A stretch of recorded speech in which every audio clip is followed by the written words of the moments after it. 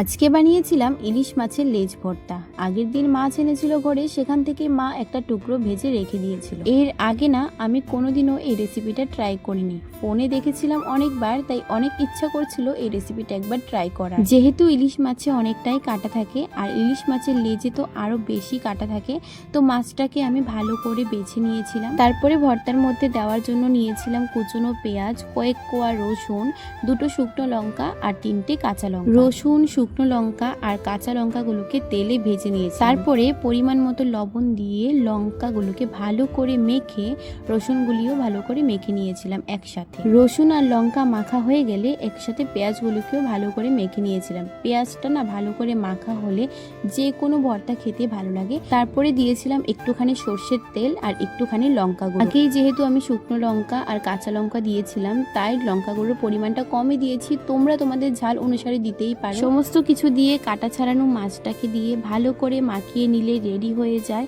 ইলিশ মাছের লেজ ভর্তা। এটা না গরম ভাতের সাথে খেতে অসাধারণ লাগে।